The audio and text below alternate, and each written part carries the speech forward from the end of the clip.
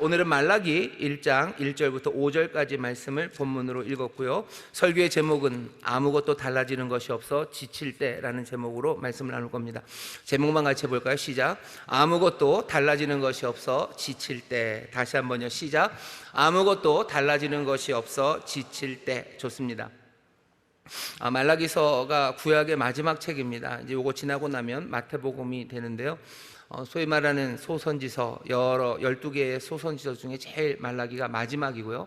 아마도 그럴 겁니다. 선지서, 소선지서 12개 중에 말라기가 제일 마지막에 쓰여진 책일 겁니다. 사람들은 말라기 이후에 하나님의 말씀이 그쳐졌다고들 얘기들 합니다. 왜냐하면 유대인들이 들고 있는 성경, 구약 성경의 선지서의 마지막이 말라기이기 때문이죠. 아마 말라기보다 조금 더 늦게, 좀 더 늦게 성경을 쓴 게 있을 거다라고 하면서 에스더도 얘기하고, 에스더서 같은 경우에는 그렇죠. 아하수에로 왕, 아마 요 말라기 때쯤일 겁니다. 말라기 요 때쯤이든지 요 앞뒤쯤이든지 그때쯤, 다니엘도 조금 뒤쪽일 것 같고 이런 이야기들을 하지만 적어도 하나님의 뭐라 그래야 되죠? 그 예언서의 마지막은 이 말라기로 적어도 구약 성경을 그렇게 가져다 놓습니다.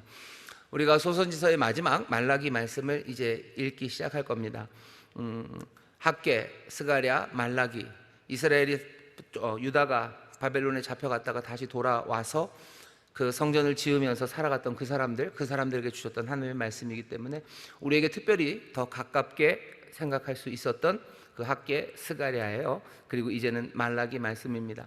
말라기 말씀을 우리가 읽으면서 하나님이 도대체 우리에게 무슨 말씀을 전하시는지, 또 이 당시에 있었던 사람들에게 하나님이 무슨 말씀을 어떻게 전하시는지 잘 들어보시면서 우리의 삶에도 하나님의 말씀이 제대로 들려지기 시작하고 하나님의 말씀대로 살아가는 그런 저와 여러분들이 되기를 바라고 또 그렇게 될 줄 믿습니다. 말라기는 언제쯤이냐면요, 에스라, 느헤미야 그 시대쯤 될 거래요. 사람들 말은 에스라, 느헤미야 조금 앞쪽 아니면 그 뒤쪽쯤 될 거라고 얘기들 합니다. 에스라, 느헤미야는 누구냐면요, 학개가, 여러분 생각나시나요? 학개가 백성들에게 이제 지으라고, 너희들 이제 지어라, 성전 지어라 라고 말할 때 그 성전 짓는 일을 주관했던 사람이 스룹바벨이었습니다. 스룹바벨 그 총독이 성전을 지어요. 그리고서는 지어가죠. 바벨론에서 사람들이 나중에 다시 옵니다. 에스라가 오고 느헤미야가 다시 와요. 느헤미야는 무슨 소식을 듣고 오냐면요, 성전이 지어지고 그 좋은 일이 있었지만 그래도 어려움이 많다는 이야기 때문에 가슴을 쳤던 사람이 느헤미야입니다. 에스라도 이제 다시 오는 사람들이요, 다시 오죠. 그러니 에스라, 느헤미야는요, 학개가 처음 성전을 스룹바벨과 함께 지었던 그 시대보다는 조금 뒤에 온 사람들입니다. 조금 뒤에 왔어요. 그러니 말라기도 아마 에스라, 느헤미야 그때쯤 사람, 그보다 조금 전이든지 조금 후든지 그렇습니다. 그때가 언젠지 사람들이 역사적으로 그냥 거의 연도까지 말할 수가 있어요. 왜냐하면 이게 기원전 한 400년, 500년 그 당시 때인데요, 역사적인 기록이 좀 남아 있습니다. 그래서 사람들 말로는 아마 말라기가 쓰여진 것은 기원전 한 450년, 460년 경일 거라고들 이야기들을 합니다. 그때가 언제냐면 여기는 여자 성도분들이 많아서 그 영화를 보신 분들이 좀 없을 텐데 300이라는 영화 보신 분 있으신가요? 스파르타 그러는 거? 예, 봤죠. 그 스파르타라고 하는 그 무슨 말도 안 되는 것 같은 영화가 있습니다. 그 영화 보면 사실은 그 영화가 찍기를 그렇게 찍어서 그러는데 300명의 용사예요. 스파르타의 300명의 용사가 페르시아에서 오는 크세르크세스의 그 대군을 더모필로라고요, 그 테르모필레라고 해서 뜨거운 물이 나오는 그런 조그만 골목입니다. 조그만 골목에서 300명이 그 수십만의 페르시아 대군을 막아내는 전쟁입니다. 그 전쟁에 나오는 사람, 전쟁에 있는 스파르타 왕 이름이 레오니다스예요. 그래서 레오니다스라고 무슨 그림들도 많고요, 무슨 초콜릿 같은 데도 있고요, 그렇게 레오니다스가 합니다. 300명의 용사가 스파르타가 나가서 막아요. 그 전쟁이 언제냐면 기원전 480년입니다. 480년 크세르크세스, 들어본 적이 없는데요, 바사왕, 보통 바사왕 아하수에로라고 한 사람이 크세르크세스예요. 크세르크세스라는 이름을 한국 성경에서 아하수에로라고 씁니다. 어선가 많이 들어본 이름이죠. 에스더서에서 본 이름이에요. 바사왕, 그 전국 128도를 다 다스리는 거대한 왕, 그 왕 이야기 말라기가 있었던 때는 말라기가 말라기서를 썼을 때는요, 아마 그 전쟁이 끝나고 얼마 안 있어서 한 그 정도 때입니다. 그런 시절이에요. 세상엔 그런 일들이 벌어지고 있고, 여기 예루살렘, 그거보다 한참 남쪽이죠. 한참 남쪽 예루살렘에는 사람들이 솔로몬의 성전 그것들을 꿈꾸고, 하지만 지어진 성전은 그거보다는 비교할 수 없을 만큼 초라한, 포로로 잡혀갔다가 70년 동안 고생하고서 이제 겨우 자기 고향으로 돌아왔더니 예루살렘의 성벽은 다 무너지고 그 성전도 다 무너지고, 그래도 선지자들의 격려죠, 학계의 격려, 또 스가랴가 전하는 놀라운 환상들, 그 환상의 이야기들, 또 하나님이 책망하시는 이야기들, 그 이야기들 들으면서 힘들고 어려워도 성전을 지었던 사람들, 그 사람들이 이제 그 시절이 지나고 조금 한 50년 정도 시간이 지나간 겁니다. 지나간 50년이 어떤 시간이었을지 우리는 좀 상상을 해봐야 돼요.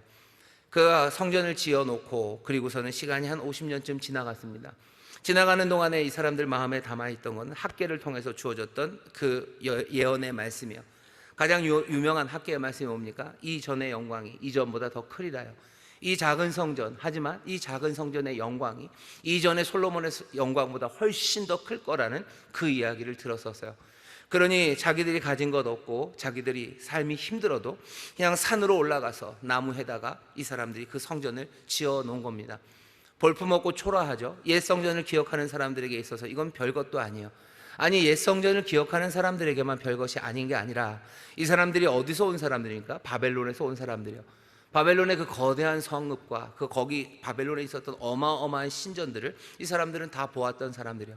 그거 보고 왔더니 솔로몬의 성전은커녕 자기들이 그 큰 도시에서 보았던 그 성전, 아니 도시에 있었던 누구의 집만도 못한 그 조그만 성전 하나를 그냥 지어 놓은 거예요.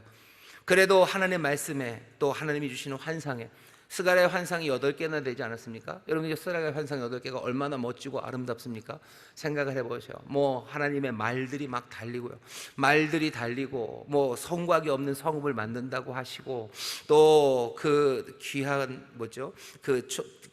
두 개의 감람나무에 그 기름이 와서 막 등불을 비추기 시작하고, 대제사장에겐 하나님께서 또 아름다운 옷을 입히시고 어마어마한 환상을 보여주셨어요.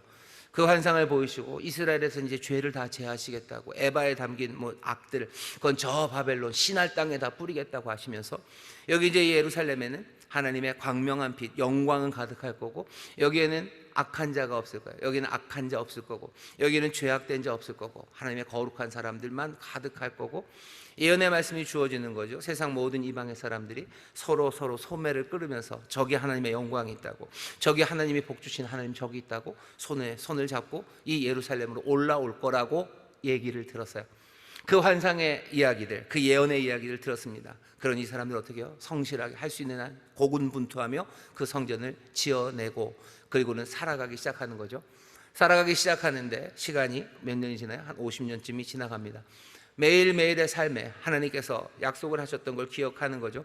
학개를 통해서 뭐라고 그러셨어요? 너희가 성전 짓지 않을 때, 성전 짓지 않고 너네 집에 판벽을 세우고 니네 집 잘 만들 때, 너희들의 삶에 조금은 부요하게 해야지 할 것 같다라고 해서 수고했는데, 너희들의 삶에 부요함이 임하더냐라고 묻는 거죠. 너희들 부요함이 임하더냐? 그래, 포도주는 잘 자라더냐? 아니, 포도주가 자라는 건 아니죠. 양들은 잘 자라더냐? 포도는 잘 익더냐? 너희들이 만든 포도주가 풍성하더냐? 너희들이 밀, 보리 그것들은 풍성하게 걷더냐? 라고 물어요. 학기가 묻는 거죠. 자기들이 알아요. 아니죠. 아니에요. 우리가 하나님 성전 짓는 거 그건 조금 뒤로 하고 내 삶을 챙겨야 된다고 하지만, 그래서 네 삶이 참된 온전함과 풍요함이 있더냐? 사람들이 대답합니다. 아니죠. 학계는 뭐라 그래? 아니, 그러지 말아라. 너희들이 하나님의 성전 지으면 하나님이 너에게 복을 주실 거라고. 너희들의 포도 농사 잘 될 거고 하나님이 너에게 풍성함을 주실 거라는 말씀을 들었었어요. 이 사람들은 꼭 그렇게 부요함의 욕심뿐만은 아니겠지만 하나님의 성전을 지어놓고 기대했겠죠. 이젠 더 이상 메뚜기가 안 올 거라고 생각합니다. 비는 제때제때 내릴 거라고 생각해요. 근데 웬일? 달라지는 게 별로 없어요. 여전히 메뚜기가 와서 먹고 가는 일들이 있고요. 그리고 비가 시간 맞춰서 제때제때 잘 오지 않습니다. 물론 농사라는 게 이렇게 저렇게 올라갔다 내려갔다 할 때가 있지만, 우리가 성전을 짓기 전이나 우리가 마음을 다시해서 주를 따르기로 결심한 그 이후나 그 전이나 돌아보면 별일이 없는 것 같아요. 별로 달라진 게 없는 것 같아요. 여전히 삶은 힘들고요, 여전히 비는 그냥 지 마음대로 내리는 것 같고, 생각만큼 그렇게 양들이 새끼를 쑥쑥 낳는 것도 아니고, 또 포도가 그렇게 생각만큼 탱탱하게 열리는 것도 아니에요. 그런 상황입니다. 뭐 농사의 문제만도 아니에요. 농사의 문제만도 아니고, 여러분의 스가랴에서 생각나시나요? 하나님께서 어떻게 하신대요? 유다에 힘을 주신대죠. 뭐 활, 뭐 이런 거 얘기하시고, 유다로 달리게 하신다고 하시고, 내가 모든 열방의 악들을 다 짓밟게 하신다고 하시고, 예루살렘 그곳에서 승리를 가져다 주신다고 말씀하셨어요. 그런데 웬걸 승리는 무슨 승리입니까? 승리가 있는 것도 아니고요, 심지어는 뭐도 없어요. 전쟁도 없어요. 전쟁이 없으면 좋은 거 아닙니까? 아니요, 딱 그렇지는 않아요. 이 사람들 생각에 뭐가 그래도 전쟁이라도 펼쳐져야지, 이제 시작되나 보다 라고 생각할 거예요. 그죠? 뭔가 불리하고 어려워도 뭔가 전쟁이 시작되면, 여기서 전쟁이 시작되고 우리를 쳐들어오는 사람이 있으면 혹시 이게 하나님이 말씀하셨던 그건가 보다. 이제 저들이 저렇게 힘차게 우리를 쳐들어오지만 하나님이 그 모든 것들을 다 막아내실 거고 우리에게 놀라운 승리를 가져다 주시겠지라고 생각할 텐데, 이놈에게 뭐예요? 심지어 전쟁도 없어요. 쳐들어오는 사람도 없어요. 뭐 이런 상황입니다. 쳐들어오는 사람도 없고, 뭐 그냥 말 그대로요. 오늘 설교 제목 그대로 아무것도 달라지는 게 없습니다. 물론 이제 시간이 좀 지나면 이제 파란만장한 일들이 펼쳐지기 시작할 거예요. 하지만 지난 50년간 아무 일이 없어요. 여러분, 50년이면 짧은 시간 아닙니다. 우리가 하나님의 약속을 받고 하나님이 주시는 꿈들을 품고서요, 우리가 50년을 살아왔는데 이제 내 삶에 달라진 게 아무것도 없어요. 예를 들면 이런 거예요. 내가 예수 믿은 지 이제 한 4, 50년 됐습니다. 예수 믿을 때는 내 삶이 어렵고 힘들었는데 놀라운 말씀을 내가 영접했어요. 내 삶에 하나님께서 영혼이 잘 되게 하시고 정말로 형통하게 하시고 복을 주신다는 말씀이었어요. 내 안에 하나님께서 뭐 기쁨을 주실 뿐만 아니라 주님이 다스리셔서 하나하나 하나님의 나라가 권능으로 임한다는 말씀을 들었어요. 하나님의 나라가 내 가정에 임해서요, 내 가정에 어둠이 떠나고 내 가정의 모든 비명소리, 신음소리 대신에 하나님을 향한 찬송의 소리가 들려진다는 그 이야기를 들었어요. 내 주변에 있는 모든 적들이 이제는 다 사라지고, 또 그들마저도 하나님 앞에 신실한 자들, 하나님 앞에 무릎 꿇는 사람들 점점 많아져서 하나님을 예배하게 한다는 그 이야기를 들었어요. 그러고 50년을 사는데 아무 일도 일어나지를 않아요. 그냥 똑같아요. 별일 없어요. 심지어 뭐도 없어요. 핍박도 없어요. 핍박이라도 있으면 생각이라도 하겠죠. 핍박이라도 있으면 이게 내가 뭐 내 삶을 불태워야 될 때인가 보다, 여기가 내가 뭔가를 해야 될 때인가 보다, 뭐 그럴 텐데, 그런 대단한 핍박도 없고 전쟁도 없고 대단한 부요함도 없고 뭐가 펼쳐지는 일들이 아무것도 없습니다. 그냥 어쩌면 지겹고요, 어쩌면 지쳐가는 겁니다. 이게 뭔가 싶은 시간이 계속해서 흘러가고 있습니다. 여전히 삶은 어렵기에 고군분투해야 되고 하나님의 말씀이 이루어질 징조들, 그런 것들은 전혀 보이지가 않아요. 그게 지금 말라기가 맞이하는 상황입니다. 말라기가 기원전 460년에 이 기록을 했다는 사실 하나가, 학계 스가랴를 통해서 성전이 지어지고 그리고 흐른 시간들, 그 시간 동안에 그 유대 땅에서 벌어졌던 모든 역사적인 사실을 우리가 볼 때, 학계, 특별히 스가랴의 환상, 그 긴 환상과 예언의 말씀을 들었던 사람들, 그 사람들은 실망하고 지쳐갈 수밖에 없는 상황입니다. 그러니 사람들은 어떻게 해요? 하나님 앞에 묻게 돼요. 하나님 앞에 묻습니다. 인생은 여전히 어렵고 힘들어요. 하나님의 말씀 내가 붙잡았지만 별다른 일 없는 것 같습니다. 그러니 묻는 거죠. 말라기서가 1장부터 4장까지 있는데요, 뭐 그렇게 길지도 않고 사실은 뭐 그렇게 짧지도 않은 소선지서입니다. 말라기서는 어떤 식으로 기록되어 있냐면요, 하나님께 묻고 싶죠. 그냥 하나님 앞에 나와서 조용히 묻지 않아요. 말라기서는 이 말라기라는 이 예언자 상상 안에서 어떤 형식을 갖추냐면요, 하나님을 불러내는 거예요. 하나님한테 따져야 되는 거죠. 그냥 조용히 묻는 건 아닙니다. 하나님이 잘못하셨다는 거예요. 하나님이 잘못하셨죠. 잘못한 사람은 어디로 불러내야 돼요? 법정으로 불러내야 돼요. 하나님 법정으로 나오시라는 거죠. 그리고서는 뭘 잘못했는지 따져 묻기 시작합니다. 그러니 이건 그냥 혼자 하나님 앞에 한탄하는 이야기는 아니에요. 형식 자체가 법정에서 하는 질문입니다. 그러니 여기서 오고 가는 일들은 굉장히 구체적이고 그리고 실제적인 이야기들입니다. 말라기를 보면요, 이 사람들이 하나님을 불러내서 질문하는 게 두 가지예요. 이건 단순한 질문이 아닙니다. 잘못했다는 거죠.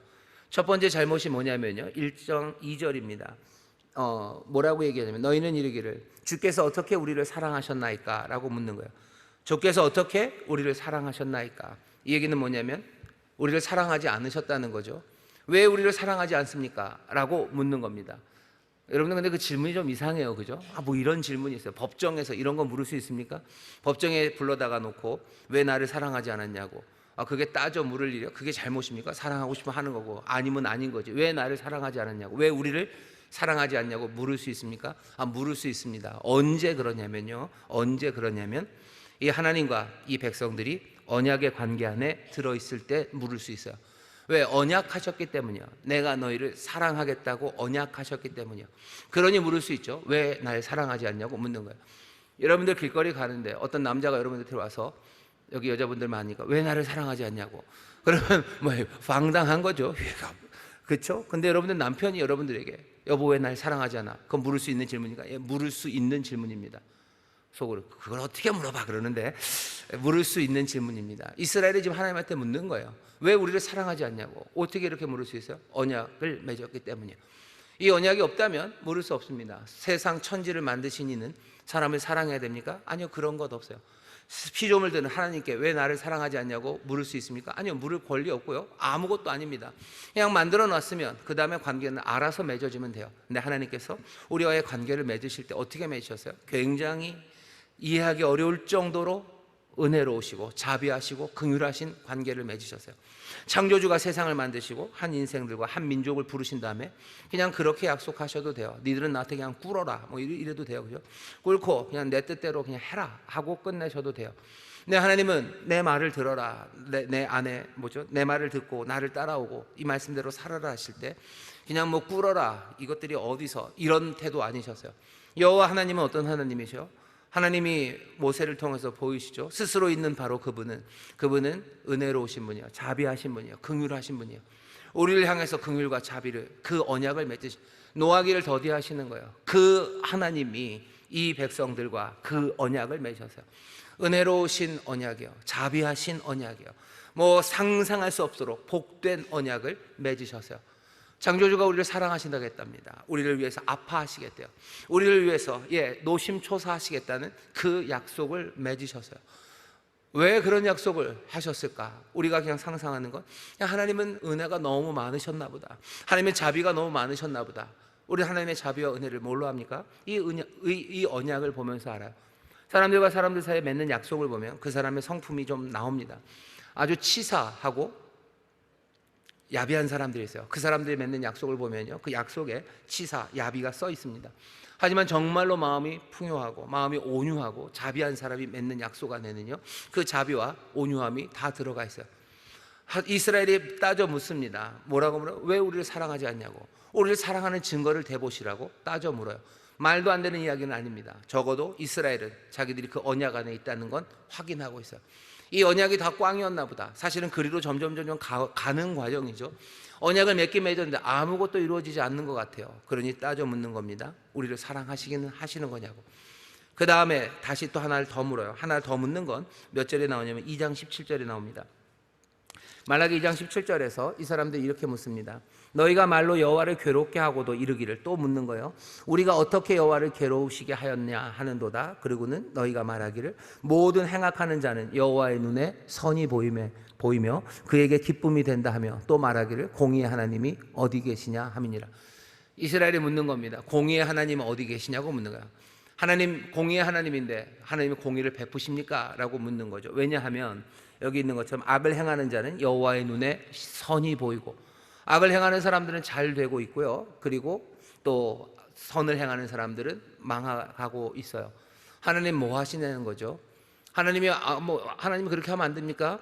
하나님이 그렇게 하면 안 됩니까? 천지를 만드시니까 악한 놈이 좋으면, 그냥 악한 게 기쁘면 그거 하면 되는 거고, 그냥 뭐 선하고 뭐 착하게 살아도 그 꼴배기 싫으면 그냥 어떻게 하면 되는 거 아닌가요? 창조주는 그 일 못합니까?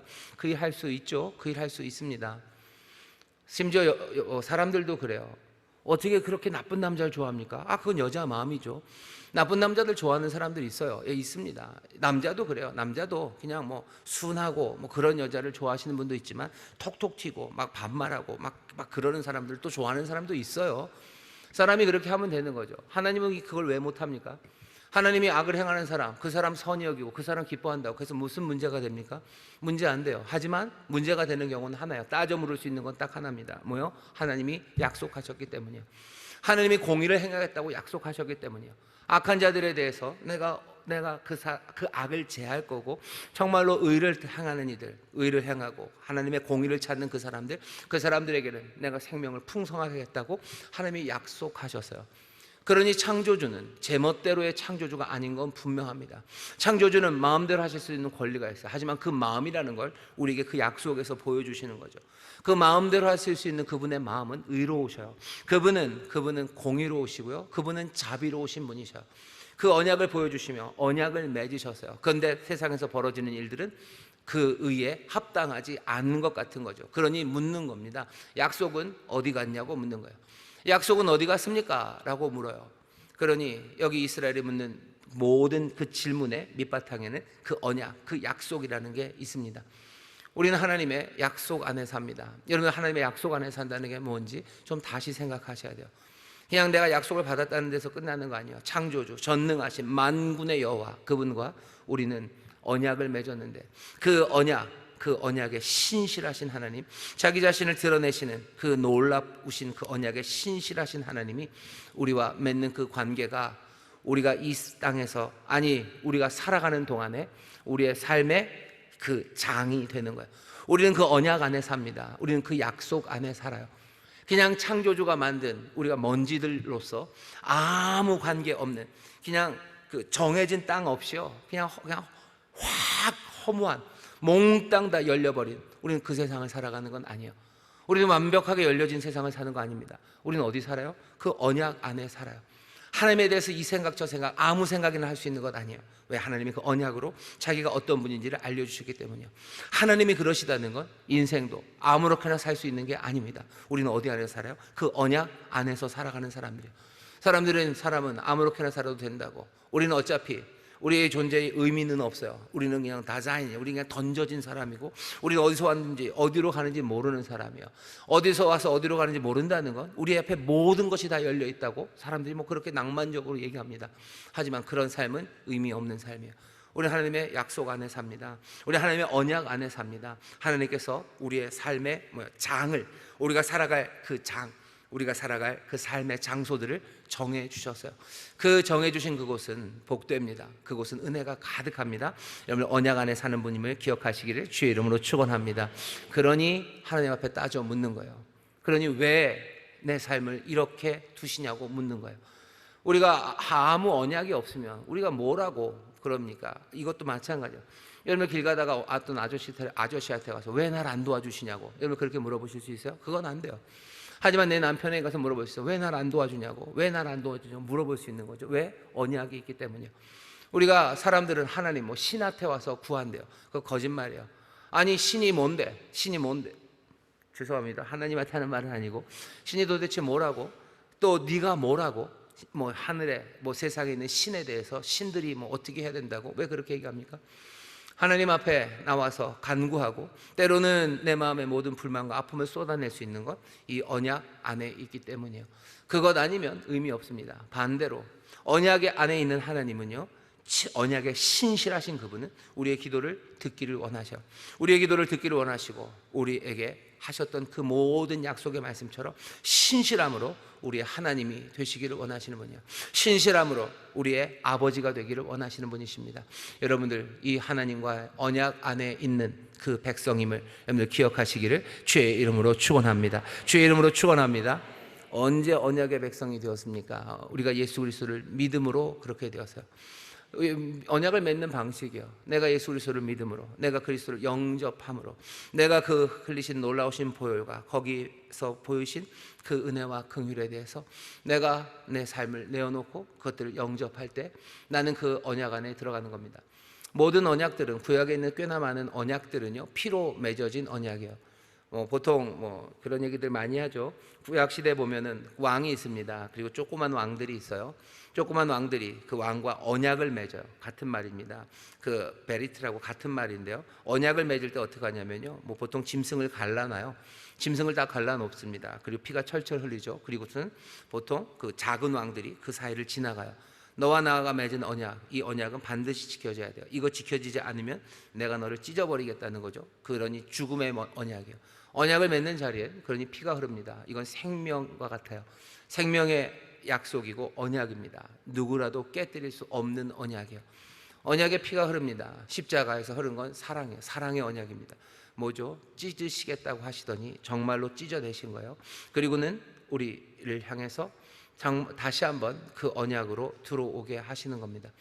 우리는 하나님의 언약 안에 삽니다. 그 찢겨진 그 언약의 자리를 우리는 영접해요. 그게 우리와 하나님 사이에 맺어진 새로운 언약이에요. 영원한 언약이에요. 우리의 죄를 사하시고 우리를 하나님 자녀되게 하시겠다는 그 영원한 언약이 맺어진 사람들입니다. 여러분들 언약의 백성임을 기억하시기를 주의 이름으로 축원합니다. 그러니 기도할 수 있어요. 하나님 앞에 따져 물을 수 있습니다. 자, 여기 말라기 사람들, 이 시대에 있는 사람들이 하나님 앞에 따져 묻는 말이 들어보셔요. 하나님은 어떻게 시작하셨냐면요, 여호와께서 가라사대 2절입니다. 내가 너희를 사랑하였노라 라고 하셨어요. 어쩌면 법정에 끌려 나온 하나님이 먼저 하시는 말씀입니다. 내가 너희를 사랑하였다라고 얘기합니다. 이 말이 뭐 감동이 되고요, 그래 라고 생각할 수 있습니다만, 여러분들 다시 한번 잘 생각해 보셔요. 잘 생각해 보셔요. 여러분들 고통 가운데 있었던 사람들, 그런 사람들이 하나님의 사랑 이야기를 듣는 거 그렇게 유쾌하지 않을 수도 있습니다. 이스라엘은 알아요. 하나님이 예전에 우리에게 승리를 주셨던 걸 알아요. 하나님이 우리에게 놀라운 기적을 베푸셨던 걸 다 압니다. 다 알아요. 근데 지금 문제는 뭐예요? 지금은 그 사랑이 없는 것 같은 거예요. 지금은 그런 일이 벌어지지 않는 것 같은 거예요. 그런데 뭐라고 하시는 거예요? 내가 너희를 사랑했었대요. 이 얘기는 어쩌면 약 오르는 이야기예요. 약 오르는 이야기고 어쩌면 아픔이 되고 고통이 되는 이야기입니다. 전에는 그렇게 사랑하셨건만 지금은 뭐냐는 거죠. 왜? 내가 지금 묻는 건 지금 우리를 향한 사랑이 어딨냐고 묻는 건데, 뭐 그런 거죠. 남편이랑 꽤 오래 살았어요. 50년을 사셨어요. 50년 너무 긴가요? 아니요, 50년을 사셨어요. 50년을 사셨는데 요즘은 아무 일도 없어요. 아무 일도 없습니다. 별 볼 일 없어요. 뭐 그냥 여전히 힘들고 그냥 여전히 밥하고 여전히 빨래하고 그냥 그러고들 살아요. 전에는 사랑하셨었던 것 같아요. 그러니 뭐가 어렵고 힘든 상황에서도 모두 사다 주고요. 모두 사다 주고 힘들다고 무슨 안마도 해주고 설거지도 해주고 빨래도 해주고 뭐 그러더니 지금은 아무 일이 없습니다. 그러니 이제 묻는 거예요. 내를 향한 사랑이 있냐고. 거기에 대해서 뭐라고 돼요? 내가 너를 사랑했었다고. 그러면 어떻게 되는가? 복장이 터지는 거죠. 그치, 부인할 수는 없어요. 우리 남편이 50년 전에는 나를 많이 사랑했어요. 진짜 많이 사랑했어요. 하지만 내가 지금 묻는 건 지금 나를 사랑하냐고 묻는 건데, 내가 너를 사랑했었다. 그거 다시 기억하면 그게 좋습니까? 그때는 그렇게 잘했는데 그냥 그 추억을 뜯어먹고 살아가는 거예요? 그럴 수는 없는 거죠. 그렇게 하고 거기서 그때도 또 뭐 대단한 약속 많이 해요. 50년 지나면 내가 너한테 모두 해주고 널 어떻게 해준다고 다 어마어마하게들 얘기를 해놨어요. 근데 지금 아무 일도 안 일어납니다. 그래서 묻는 거 아니에요? 어디 갔냐고. 그 사랑은 어디 갔냐고. 그런데 거기에 대한 대답이 내가 너를 사랑했었다고. 이러면 짜증나는 거죠. 여기 지금 하는 일이 그 일입니다. 아무 일도 없어서 예수 하나님 앞에 지금 따지러 나왔는데 여호와께서 가라사대 내가 너희를 사랑하였노라.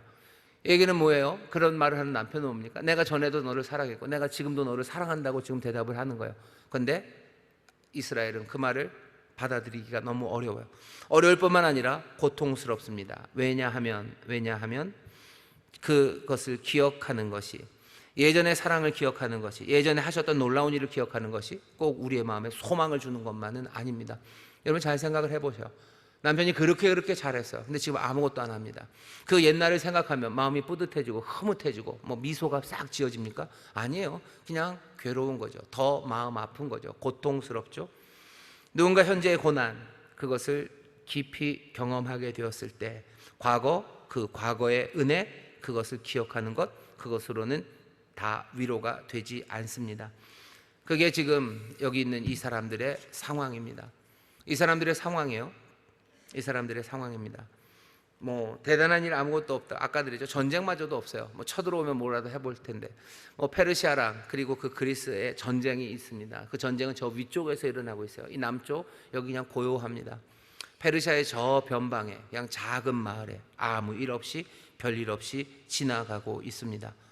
여기에서 사랑했다는 말, 그 말을 들으니 다시 되물을 수밖에 없어요. 주께서 어떻게 우리를 사랑하셨냐고, 주께서 어떻게 우리를 사랑하셨냐고. 어쩌면 코웃음 치는 거죠. 조롱하는 겁니다. 과거를 말하지 마시라는 거예요. 과거 말하지 마십시오. 우리가 과거에 하나님이 어떻게 하셨는지 알아요. 하나님이 우리에게 놀라운 승리를 가져다 주셨고 은혜 주셨고 우리 다 알아요. 그것에 대해서 너무너무 감사하고 예, 좋아요. 하지만 정말로 우리가 알기 원하는 건 뭡니까?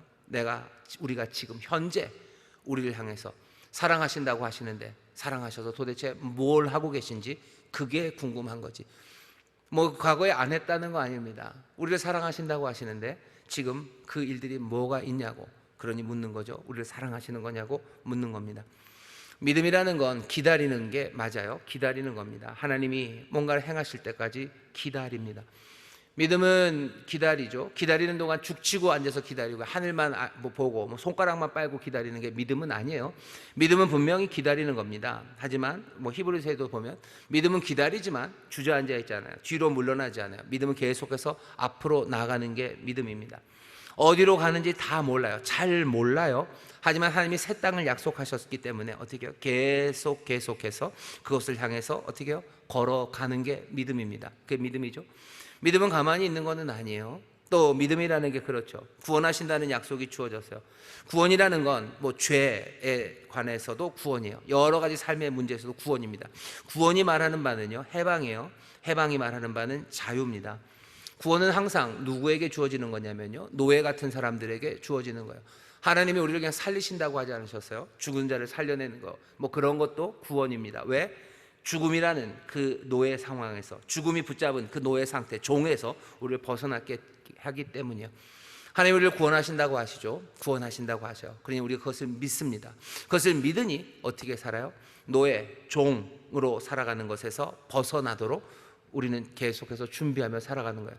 우리를 붙잡는 것에서 벗어나도록 가는 거죠. 내가 주님이 나를 구원하십니다. 어쩌면 마약 이런 중독에서 나를 구원하신대요. 나를 구원하시는 걸 나는 믿어요. 나는 믿으니 어떻게 합니까? 거기에서부터 벗어날 준비들 하는 거예요. 거기에서 내가 벗어날 거니 내 삶이 이제 거기에 묶이지 않을 거예요. 그러니 다른 꿈들을 꾸기 시작하고 다르게 움직이기 시작합니다. 믿음은 그런 거죠. 믿음은 기다리는 겁니다. 하나님이 행하실 때까지. 왜? 믿음은 나를 믿는 게 아니에요. 믿음은 하나님을 믿는 거죠. 하나님의 약속을 믿으며 나는 살아가는 거예요. 하나님이 승리하겠다고 하셨어요. 승리를 보장하셨습니다. 그러니 내 주변에 달려오는 압도적인 적들, 그 적들이 있어도 어떡하죠? 담대하게 싸우러 나가는 게 믿음입니다. 믿음은 기다리는 거예요. 다시 믿음은 하나님의 행동, 믿음은 나를 믿는 게 아니라 하나님을 믿는 겁니다. 하나님의 약속을 믿는 거예요. 하나님의 약속이 뭔지 내가 알기 때문에 난 믿음으로 삽니다. 기다리며 사는데 그 기다림이라는 건 아까도 지금 금방 말씀하신 거예요. 승리를 약속하셨어요. 승리하겠다고 말씀하셨어요. 난 그것을 믿으며 난 어떻게 해요? 압도적인 적들, 나를 둘러싸고 나를 어떻게 하려 할 때도 나는 뒤로 물러나지 않아. 담대하게 앞으로 싸우러 나갑니다. 왜? 하나님이 나를 구원하시고 승리하게 하시겠다고 말씀하셨기 때문이에요. 하나님의 영광이 이제 우리 가운데 임한다고 말씀하셨어요. 그러니 믿음으로 어떻게 합니까? 나는 여러 가지 고난, 그 고난을 달게 받아요. 바울이 그러죠. 우리가 장차 받을 영광, 그것에 비하면 이 고난은 아무것도 아니에요. 그 영광의 이 고난은 좋게 비할 바가 아니에요. 그러면서 영광을 향해서 고난 가운데도 앞으로 나아갑니다. 하나님이 우리에게 새날을 가져다 주실 거예요. 하나님이 우리에게 새로움을 가져다 주실 거예요. 그러니 우리는 그 새날을 바라보면서 순종하며 걸어갑니다. 이게 믿음의 사람들이에요. 이 믿음의 사람들 도대체 왜 인생을 그렇게 삽니까? 이것도 마찬가지예요. 하나님이 우리에게 언약하셨기 때문이에요. 하나님 우리에게 구원을 약속하셨어요. 하나님 우리에게 미래를 약속하셨어요. 하나님 우리에게 승리를 약속하셨어요. 하나님께서 우리에게 복된 삶을 약속하셨어요. 그러니 나는 그 언약 안에서 믿음으로 살아가는 거지, 그냥 아무거나 내가 믿고 싶은 걸 믿으면서 살아가는 거, 그건 이상한 사람들입니다. 아무 언약도 없고 아무 보장도 없어요. 사람들은 그러죠. 인생에 우주에 무슨 보장이라는 건 없어요. 인생은 몽땅 다 우연이에요. 몽땅 다 우연으로 만들어진 거고 세상은 그냥 그렇게 가다가 쓰러지는 거래요. 그런 사람들은 기다릴 것도 아무것도 없습니다. 기다릴 것도 아무것도 없어요. 아무것도 기다리지 않는 사람들이고요. 또 그러니 그냥 아무렇게나 살아도 되는 사람들입니다. 우리는 믿음으로 살아가는 사람들이요. 믿음으로 살아가는 삶의 방향은 분명합니다. 왜? 하나님이 약속, 그 언약 안에서 아까도 말씀드렸죠. 우리의 삶의 장을 정해 놓으셨기 때문에요. 믿음의 사람들, 구원의 약속을 믿으며 그 언약, 구원의 언약을 믿으며 나는 자유함을 위해서 살아가기 시작하는 거예요. 하나님의 승리 가져다 주심을 내가 믿기 때문에 두려움 없이 담대함으로 나아가며 살아가는 거예요. 영원한 소망의 날, 그날을 가져다 주셨기 때문에, 그날을 약속하셨기 때문에 나는 지금 아름다운 순종과 믿음으로 걸어가며 살아가는 겁니다. 믿음은 그런 거죠. 믿음은 그런 겁니다. 이스라엘이 해야 되는 거예요. 언약의 백성들은 믿음으로 삽니다. 언약의 백성이 믿음으로 사는 건 왜 그러냐? 언약 안에 있기 때문이요. 언약의 백성들은 믿음으로 살아요. 하나님은 어떻게 하십니까? 그 언약 안에서요, 우리를 부르시고 또 우리에게 필요한 모든 것들을 공급해 주시며 살아가시는 거예요. 우리에게 구원을 주시고 승리를 주시고 새 날들을 주시고 그 놀라운 사랑과 은혜 안에서 생명으로 채우시는 일, 그 일 하나님이 하시는 겁니다. 이스라엘이 묻는 질문은 그거예요. 우리가 믿음으로 이제껏 걸어왔어요. 우리가 믿음으로 여태껏 기다리면서 힘들고 어려워도 담대함으로 성실하게 말씀대로 살려고 걸어왔어요. 그러면 어떻게 하셔야 되는가? 우리가 이러면 하나님은 뭐 하시는가? 공급하셔야 되는 거죠. 하나님은 약속하신 걸 우리에게 주셔야 되는 거죠. 그런데 아무것도 없는 것 같다는 거예요. 그게 지금 문제입니다. 여기에 대해서 하나님이 니들이 하긴 뭘 했냐라고 따져 묻지 않으셔요. 하는 뭐 나중에 따져 물으실 겁니다. 하지만 지금 여기에서는 그런 얘기는 없습니다. 이스라엘에 묻는 거죠. 우리는 지쳤다고 말하는 거예요. 50년 동안 지쳤습니다. 기다렸어요. 믿음으로 기다렸어요. 믿음으로 순종하며 살아왔어요. 그리고 그것이 하나님을 사랑하는 우리의 사랑임을 우리가 알아요. 우리의 사랑이 지쳐가는 거죠. 하나님을 향한 사랑이 지쳐가요. 하나님을 향한 기다림이 지쳐가요. 하나님을 향한 순종이 지금 지쳐가고 있다고 말하는 겁니다.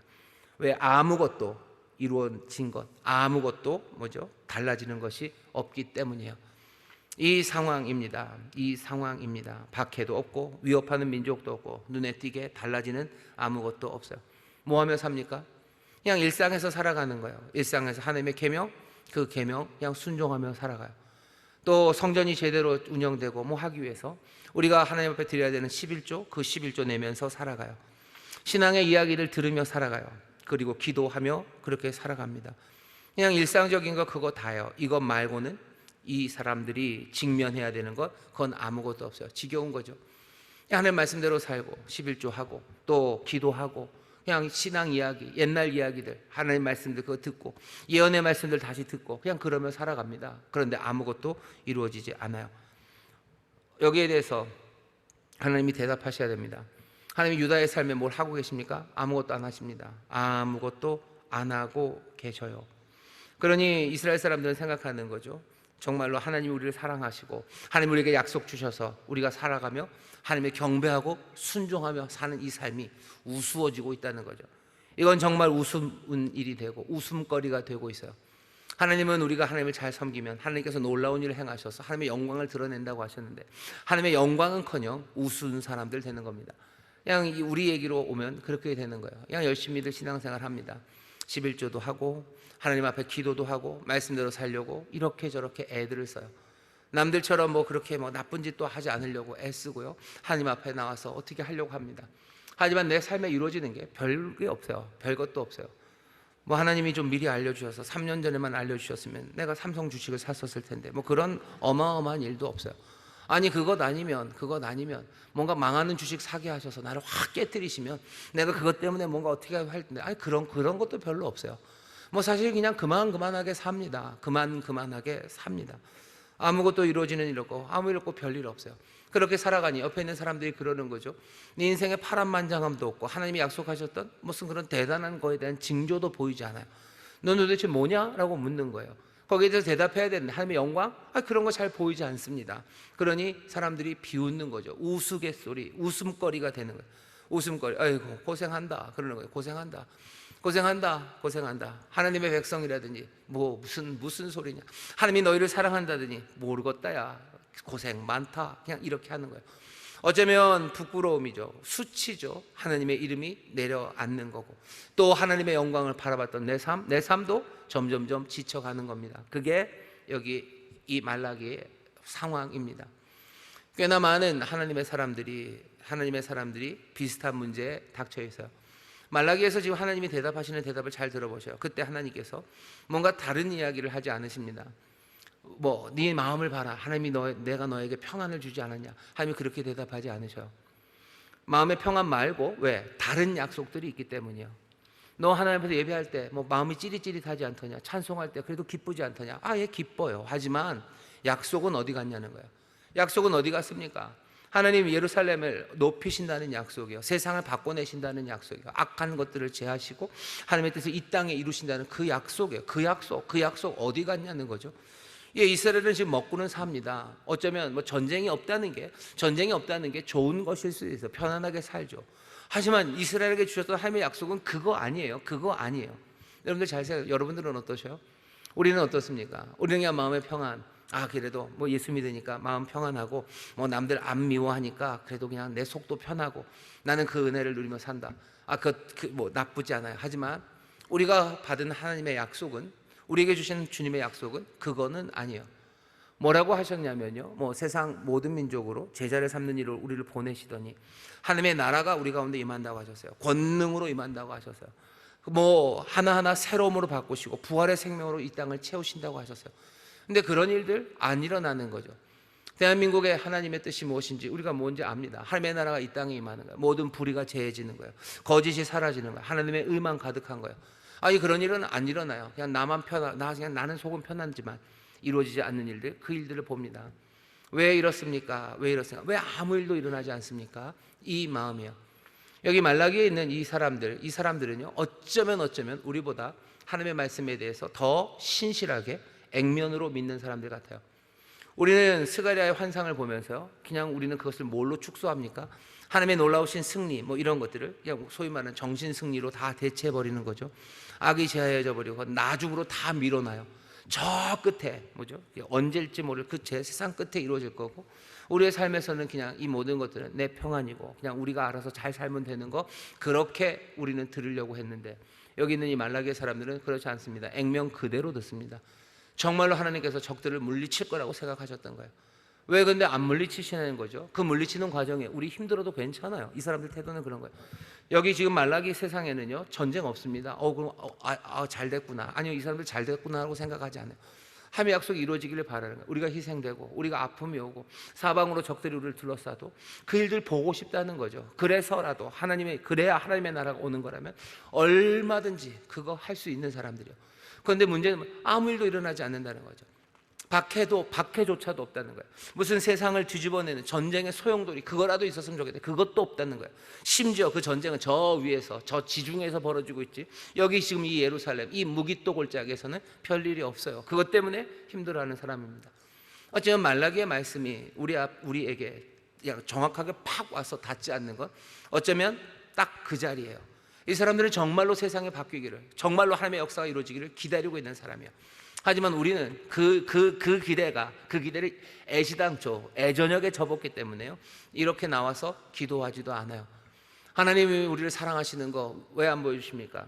그러면서 우리는 하나님이 우리를 사랑하시는 거 이미 보여주셨다고, 우리가 예배할 때 우리의 마음이 뜨거워지고, 뭐 우리가 기도할 때 우리의 기도에 응답해 주시고, 우리가 하루하루 살아가게 하시고, 우리를 지키셔서 박해가 없게 하시고 전쟁이 없게 하시고 하나님 우리를 사랑하는 것 아닙니까?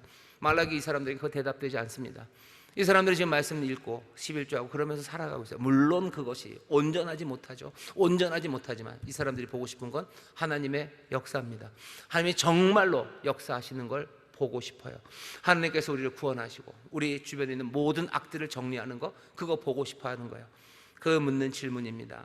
그래서 묻는 거예요. 하나님은 하나님의 일을 하셔야 되는 건데 그 언약이 있기는 한 겁니까? 라고 묻는 거죠. 그 언약을 중요하게 생각하시는 겁니까? 도대체 뭐 하시는 거냐고, 사랑을 보여달라고 말합니다. 여기에서 하나님이 뭐라고 대답하셔? 하나님의 대답은 이렇게 옵니다. 뭐냐면 아까 말씀드린 것처럼 니네 마음을 봐라, 뭐 이렇게 얘기하지 않으셔요. 하나님께서 이렇게 얘기하십니다. 2절부터 쭉 읽겠습니다. 여호와께서 가라사대 내가 너희를 사랑하였노라 하나 너희는 이르기를 주께서 어떻게 우리를 사랑하셨나이까 하는도다. 나 여호와가 말하노라 이렇게 대답하. 에서는 야곱의 형이 아니냐? 그러나 내가 야곱을 사랑하였고 에서는 미워하였으며 그 산들을 황무케 하였고 그의 산업을 광야의 실랑에게 붙였느니라. 두 형제입니다. 에서와 야곱이에요. 하나님께서 야곱은 사랑하고 에서를 미워하셨답니다. 이것도 언약입니까? 이게 또 언약입니다. 왜 이게 언약이에요? 소위 말하는 창세기라는 토라죠. 그 창세기 안에 들어가 있는 하나님의 언약이에요. 언약이라는 게 꼭 뭐 약속 뭐 1번, 약속 2번 뭐 그렇게 되는 건 아닙니다. 하나님의 말씀이죠. 하나님의 언약, 그 거대한 이야기 안에 그 이야기를 주신 거예요. 그 이야기대로 하십니까? 하나님이 얘기하는 거예요. 내가 그렇게 한다고 하지 않았냐? 그리고 정말 그렇게 하지 않았냐라고 말씀하시는 겁니다. 일단 읽겠습니다. 내가 야곱을 사랑하고 3절입니다. 에서는 미워하였으며 그의 산들을 황무케 하였고 그의 산업을 광야의 실랑에게 붙였느니라. 에돔은 말하기를, 에돔은 에서가 만든 나라입니다. 에서의 후손의 나라요. 에돔은 말하기를 우리가 무너뜨림을 당하였으나 황폐된 곳을 다시 쌓으리라 하거니와 나 만군의 여호와는 이르노라. 그들은 쌓을지라도 나는 헐리라. 사람들이 그들을 일컬어 악한 지경이라 할 것이요 여호와의 영영한 진노를 받은 백성이라 할 것이며 너희는 목도하고 이르기를 여호와께서는 이스라엘 지경 밖에서 크시다 하리라. 무슨 얘기냐면 이런 얘기입니다. 에서 그리고 에돔에게 한 일을 보라는 거죠. 에서와 에돔에게 한 일을 보셔요. 언약 창세기에서 뭐라 그랬어요? 에서는 미워하고 야곱을 사랑한다고 하셨어요. 나중에 시간이 쭉 지나서 에돔이라는 나라를 만들고 여기 이스라엘과 유다라는 나라를 이스라엘을 만들었습니다. 유다가 멸망할 때 에돔은 무슨 짓을 했냐면요, 바벨론의 편을 들었어요. 에돔 형제입니다. 분명히 신명기에 보면요, 에돔은 형제다, 너희들 잘 지내라는 말씀, 그 언약이 있습니다. 근데 배신한 거죠. 형제를 배신한 거예요. 그래서 바벨론에 팔아먹습니다. 바벨론에게 정보를 줘요. 정보를 주고 또 이 유다 사람들이 예루살렘에서 도망갈 때 에돔이 길을 막았어요. 어디로 도망갈지 아니까 그 길을 막죠. 그러니 살육이 벌어지고, 그렇게 바벨론에 협조했으니 당연히 함께 예루살렘을 약탈합니다. 그 과정 중에 유다의 땅도 얻어요. 그런 거 보면 에서를 미워한다고 하시더니 어떻게 된 겁니까? 아니요, 보셔요. 그 다음엔 어떻게 됩니까? 이 말라기의 사람들은 알아요. 어떻게 아냐면 결국은 하나님이 이 일에 대해서, 이 에돔의 죄악에 대해서 하나님이 그냥 두지 않으셔요. 하나님의 언약이죠. 왜 언약입니까? 왜 이스라엘을, 왜 유다를 압박한 사람을 하나님이 죄 벌 주십니까? 이 언약 때문이요. 하나님이 이들을 사랑하시고 이들을 지키신다고 하셨어요. 내 백성이라고 하셨는데 내 백성을 해하는 자 그냥 두지 않으실 거예요. 하나님 어떻게 하셔요? 언약대로 하십니다. 이스라엘이 묻는 건 그죠. 언약대로 하십니까? 우리를 사랑하신다더니 언약이 어디 갔습니까? 하나님의 대답이 나 언약대로 하고 있다는 거예요. 에돔이 어떻게 됩니까? 결국은 에돔도 무너지기 시작해요. 땅을 얻어서 즐거워했죠. 하지만 그 일이 됩니까? 안 됩니다. 다른 이방들이 쳐들어와요. 그러니 에돔은 자기의 동네를 떠나야 됩니다. 자기 동네를 떠나서 결국은 유다 남쪽 그 네게브라는 그 광야 그 지역으로밖에 들어올 수 없어요. 결국은 뭐 나중에는 그리로 들어와서 뭐 이두메라는 나라를 세우지만 결국 그냥 또 강력한 강대국들에 의해서 그냥 유다 안으로 다 들어와 버립니다. 그러니 에돔이 사라져요. 에돔이 어려워져요. 하나님이 말씀하시는 바가 뭡니까? 나 언약을 지키고 있다. 내가 언약 지키고 있다. 너희가 내가 언약을 어겼다고, 언약을 잃어버리고 잊었다고 생각하지만 아니, 난 언약대로 지금 행하고 있다고 대답하시는 거예요. 오늘 이 대답이 중요한 건 뭐 아까도 말씀드렸지만 니들 마음에 내가 기쁨을 주고 있다고 하지 않으셔요. 하나님께서 정말로 언약대로 지금 이루고 계셔요. 그러니 5절에서 뭐라 그럽니까? 너희는 목도하고 이르기를 여호와께서는 이스라엘 지경 밖에서 크시다 하리라. 이스라엘 지경 밖에서 너희들 가운데는 역사하고 있지 않지만 내가 지금 밖에서 일하고 있다. 난 언약대로 실행하고 있다고 지금 말씀하시는 거예요. 이스라엘이 묻습니다. 우리를 사랑하셔서 지금도 우리를 사랑하십니까? 사랑하셔서 지금 뭐 하고 계시는 거예요? 너희들에게 어려움을 줬던 그 사람들 내가 하나하나 깨뜨려. 언제까지? 그들이 악한 자들과 하나가 될 때까지 내가 그 언약을 지금 지키고 있다고 말씀하셔. 오늘 이 본문이 우리에게 주는 어쩌면 의미는요, 하나님이 언약대로 우리를 사랑하십니까? 지금 우리의 삶에 현실적인 변화가 일어나지 않다고 해서 여러분들 너무 하나님에 대해서 오해하지 마세요. 너희들 지경 밖을 보라는 거죠. 너희는 목도하고 이르기를 여호와께서는 이스라엘 지경 밖에서 크시다 하리라. 하나님은 지금 언약을 행하십니다. 우리가 눈이 조금 짧아서 못 보는 거예요. 눈이 짧아서 못 보는 거지. 하나님 신실하게 그 사랑의 역사를 행하고 계십니다.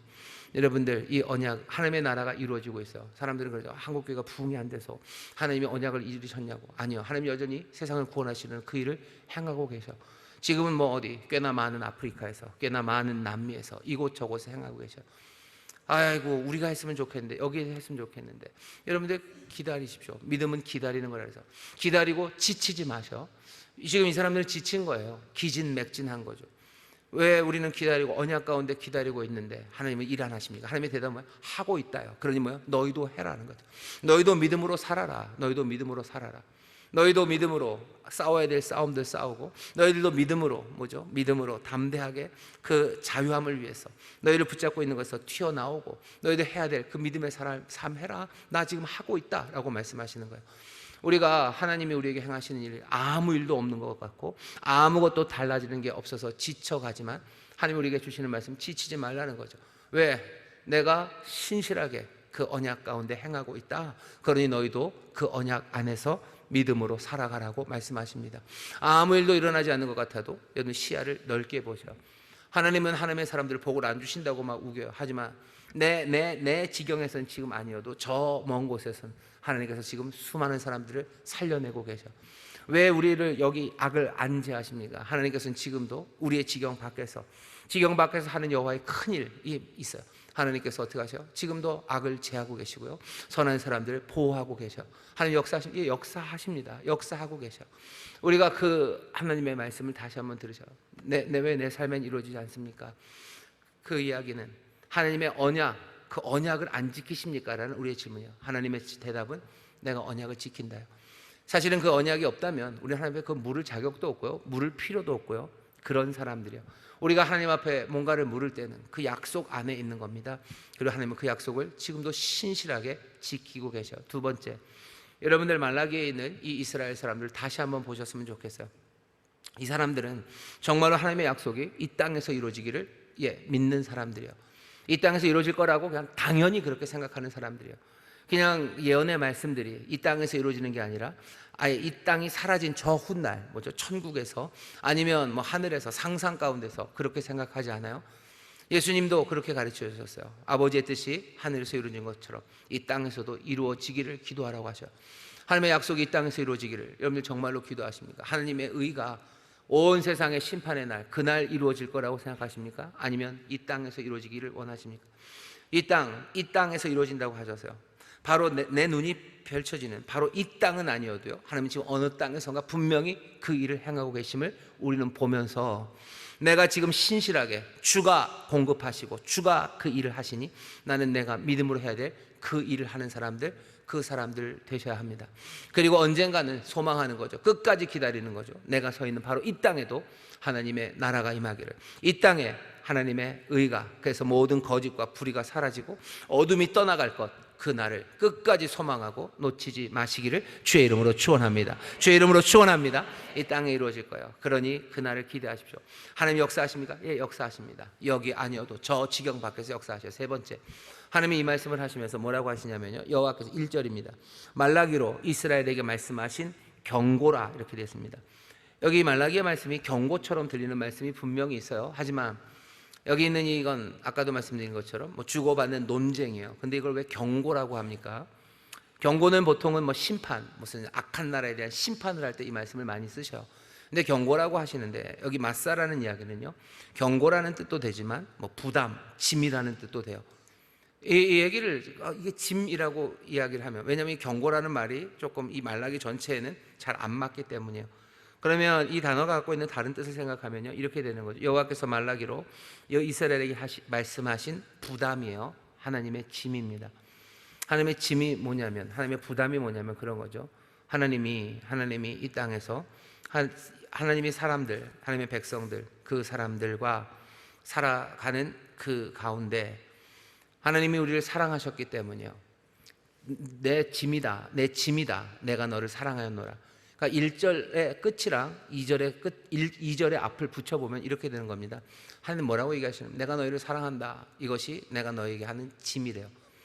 하나님은 우리를 사랑하는 것, 하나님의 백성을 사랑하는 것, 그거 하나님의 짐입니다. 하나님의 부담이죠. 왜냐하면 여러분들 아시는 것처럼 우리가 그렇게 사랑스럽지가 않기 때문입니다. 나태주 시인은 볼수록 아름답고 볼수록 사랑스럽다 그러는데, 그냥 좋게 하시는 말씀이고, 가까이서 보면 안 됩니다. 오래 보면 안 됩니다. 그게 우리예요. 그걸 우리가 알아요. 그러니까 그 시가 좋은 거예요. 하나님이 우리를 사랑하시는 건 부담입니다. 하나님이 그거를 노골적으로 말씀하신 적도 많아요. 노아 홍수 전에 하나님 뭐라 하죠? 후회한다 그러죠. 후회하신다. 내가 사람을 이 땅에 만들고 후회하신다. 사랑하셨어요. 근데 후회가 됩니다. 또 뭐라 그러셔요? 우리가 성경에 보면 그런 말씀들이 얼마나 많은지 모릅니다. 광야 불순종하는 백성들을 보며 하나님 슬퍼하셔. 호세아서 보면 이 사람들이 반역하는 거죠. 계속해서 배신하고 떠나는 거죠. 거기에 대해서 하나님 슬퍼하십니다. 예수님 이 땅에 오셔서 예루살렘을 보며 눈물을 흘리십니다. 왜 눈물을 흘리셔요? 예루살렘을 사랑하셨기 때문이요. 예루살렘을 사랑하는데, 사랑하는 일은 여기 예수 그리스도로 하여금 눈물 흘리게 하는 일이요, 후회하게 하는 일이요, 슬프게 하는 일이요. 내가 너를 사랑하였노라. 여호와께서 하시는 말씀이요, 부담이다. 여호와께서는 부담이셔요. 그게 짐이십니다. 그 사랑을 우리가 지금 이야기하고 있는 겁니다. 하나님께서 그렇게 어쩌면 우리를 사랑하시는 그 일이 쉽지 않음에도 불구하고 하나님은 신실하게 그 일을 지금 행하고 계시는 겁니다. 때로는 지평 바깥이라 우리 눈에 보일 때도 있고, 어디는 그 지평 안쪽이라 우리 눈에 또 보일 때도 있어요. 보이지 않을 때도 보일 때도 있습니다. 하지만 주께서는 자기 백성을 사랑하는 그 짐을 지고 결코 포기하지 않고 가시는 겁니다. 하나님은 그런 분이셔. 우리는 이거 어디서 봅니까? 십자가에서 봅니다. 예수 그리스도 자기 십자가를 지시고 그리로 올라가셔. 그리로 올라가십니다. 사랑이요, 사랑은 짐입니다. 내가 너희를 사랑하였노라 라고 말씀하셔. 지금 사랑하십니까? 예, 사랑하십니다. 언약을 이루십니까? 예, 이루십니다. 내 눈의 지평에 보이지 않아도, 심지어 그것이 내 마음의 평안, 그렇게 추상적인 것 아니라 정말로 이 땅에 하나님의 세상을 바꿔내시는 그 약속의 말씀을 이루고 계십니다. 여러분들, 이 귀하신 사랑, 신실한 사랑이 있으니 약속의 말씀이 이루어질 것들 여러분들 믿으시며, 주는 우리에게 공급하시고 우리를 부르실 거예요. 우리는 끝까지 믿음으로 나아갈 겁니다. 눈앞에 벌어지는 것 아무것도 별 볼 일 없는, 그런 달라지는 것 없는 것 같은 상황에서도 내가 해야 될 일들을 끝까지 믿음으로 감당해 나가는 저와 여러분들 되시기를 주의 이름으로 축원합니다. 옆에 있는 분들에게 손잡고 얘기해요. 지치지 맙시다. 아무것도 달라지지 않아도 지치지 마시기를 주의 이름으로 축원합니다. 기도하겠습니다. 하나님 감사합니다. 오늘 말씀 우리 함께 읽습니다. 정말로 주께서 언약의 신실하신 분이심을 다시 한번 붙잡고, 우리의 눈에 보이는 증거, 사랑의 증거, 말씀대로 행하시는 증거, 주여 우리가 정말로 지평을 넓혀 그 증거를 보게 하여 주옵시고, 아버지 하나님 지치지 않고 믿음으로 살아가는 하나님의 사람들, 주께서도 그 슬픔의 짐을 지고 사랑하신 것처럼 우리도 어쩌면 이 지칠 수 있는 상황, 이 짐이라도 든든히 지고 성령의 도우심을 구하며 아버지 하나님 신실하게 걸어가는 하나님의 사람들 되게 하여 주옵소서. 감사드리며 예수님의 이름으로 기도하옵나이다. 아멘.